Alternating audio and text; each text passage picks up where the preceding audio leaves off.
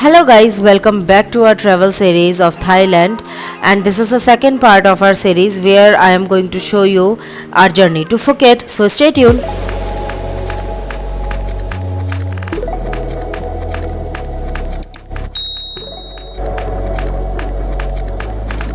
So next day in the morning before leaving for Phuket हमने decide किया कि हम वहाँ के एक रेस्टोरेंट में अपना लंच करेंगे जो कि हमारे क्रैबी रिजॉर्ट के सामने था और एक साउथ इंडियन रेस्टोरेंट था एंड कोई इंडियन इन्हें ओन करते थे एंड हमने यहाँ पे डोसा खाया था और ड्रिंक्स लिए थे and it was pretty decent and after that it was time to say goodbye to Krabi resort and we had a common transport जो कि हमें हमारे रिजॉर्ट से डेक तक लेके जाने वाले थे एंड वो कई जगह से लोगों को पिक करने वाले थे क्योंकि बहुत सारे लोग यहाँ पे जो है वो जनरली वाटर ट्रांसपोर्ट को ही प्रेफर करते हैं इंटरसिटी ट्रैवल करने के लिए, जैसे मैंने पहले भी बताया था।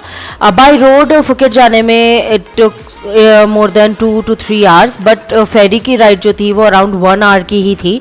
सो हम लोग डेक पे पहुंच गए थे। यहाँ पे ग्रुप्स बने हुए थे अकॉर्डिंग टू फेरी ट्रांसपोर्ट या फिर स्पीड बोट ट्रांसपोर्ट, जिनका जैसा भी मोड ऑफ ट्रांसपोर्ट था उसके अकॉर्डिंग और डेस्टिनेशन के अकॉर्डिंग ग्रुप्स बने हुए थे। सो फ्रेंकली मैंने स्पीड बोट से भी कई बार ट्रैवल किया है before and if I have to choose I will always choose ferry rather than speed boat, because speed boat मुझे बहुत ही रिस्की लगती है एंड वो काफ़ी फास्ट भी चलती है एंड फेरी एक डिसेंट स्पीड पे चलती है एंड बहुत इंजॉय भी आप उस पर कर सकते हो। सो एंड वो काफ़ी सेफ भी होती है। So ferry it is for me always frankly. And ये हम जा रहे थे अपने फेरी में नीचे, ऊपर भी इसमें है बैठने का या घूमने का, later you will see, I will show you. And this is the seating area, so you can choose कि आपको कौन सी सीट पे बैठना है। सब सीट्स पे लाइफ जैकेट्स भी अवेलेबल है। So that was very relaxing thing कि स्पीड बोट पे या कभी भी आप कोई भी वाटर ट्रांसपोर्ट पे ट्रैवल करो, you should always have life jacket. So we started our journey somewhere around in afternoon and this was the view when we started and this was the pretty much speed which the ferry was moving and it was a decent speed, so बिल्कुल भी डर नहीं लग रहा था and the view was amazing because उस time पे Thailand का मौसम बहुत ही अच्छा था। so again it was cloudy, it was almost rainy, so बहुत ही अच्छा लग रहा था। so थोड़ी देर हम लोग फेरी में जब बैठे हैं, जब फेरी स्टेबल हो गई तो हम लोग ऊपर आ गए फेरी के अपनी सीट से उठ के। काफ़ी लोग आ गए थे सीनरी को एंजॉय करने के लिए, फोटोज़ लेने के लिए and you know just to enjoy the weather and to experience this ride. So हम लोग भी ऊपर आ गए and as you can see कि कितना ब्रेथ टेकिंग व्यू है एंड कितना क्लाउडी और अच्छा हो रखा है। सो हवा भी इतनी अच्छी थी, एकदम ठंडा ठंडा था एंड बहुत ही अमेजिंग था। सो हमने भी इंजॉय किया एंड देन हमने भी पिक्स क्लिक करी। So this was it.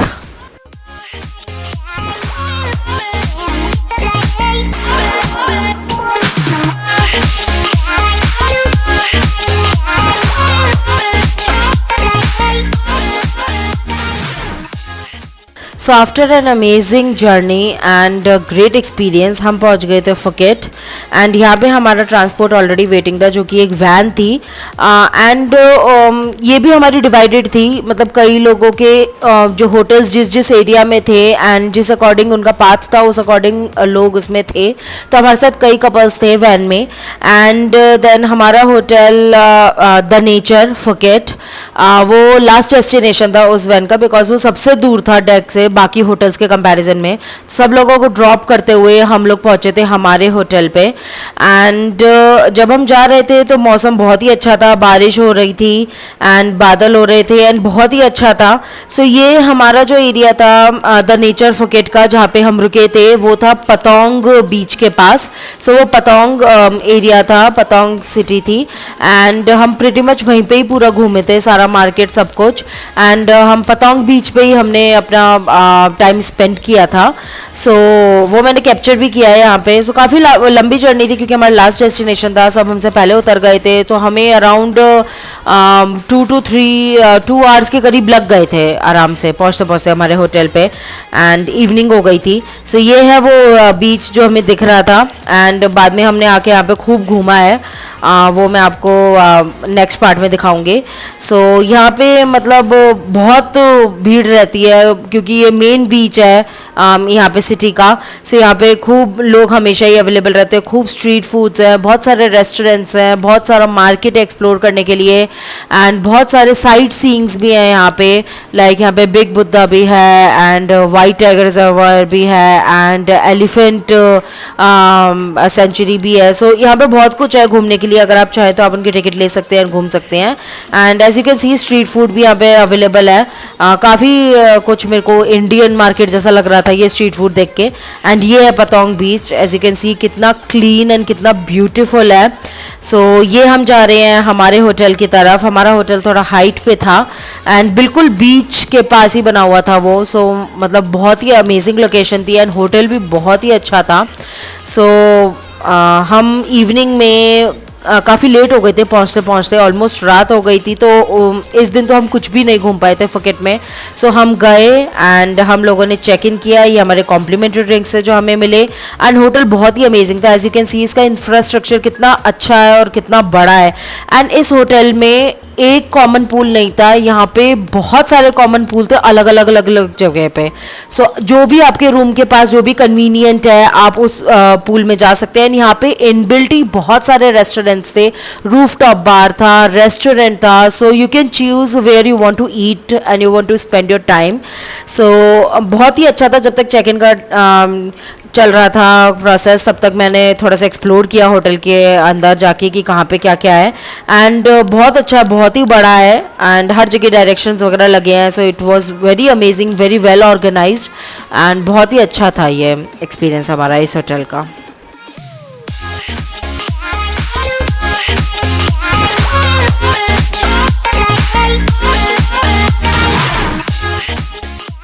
सो हमने एग्जीक्यूटिव रूम बुक किया था एंड ये हमारा रूम है जिसका फुल टूर मैं आपको दे रही हूँ।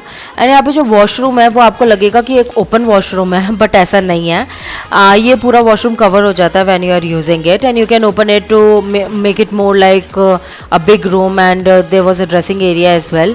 सो इसका इंफ्रास्ट्रक्चर इसी तरीके से बना हुआ था एंड बहुत अच्छा था। एंड हमारा जकूज़ी भी इस रूम में इंक्लूडेड था। सो ऑल इन ऑल इस होटल में भी हमारा एक्सपीरियंस बहुत अच्छा था। और ये हमारा रूम रहने वाला था फॉर द नेक्स्ट 3 days। जब तक हम फुकेट में थे हम यहीं स्टे करने वाले थे।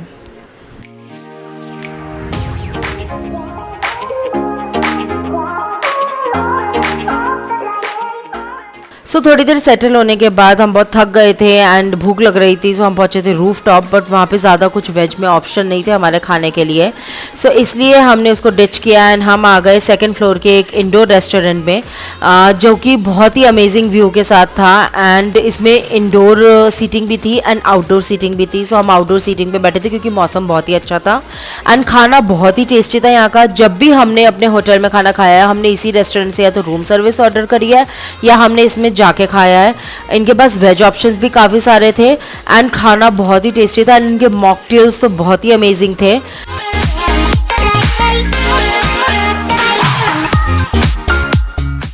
सो हमने जल्दी जल्दी अपना खाना ऑर्डर किया एंड खाया and then we called it a night because हम थक गए थे। नेक्स्ट डे हमें जाना था फुकेट सिटी एक्सप्लोर करने के लिए एंड कुछ साइट सीइंग्स जो हमने बुक करी थी।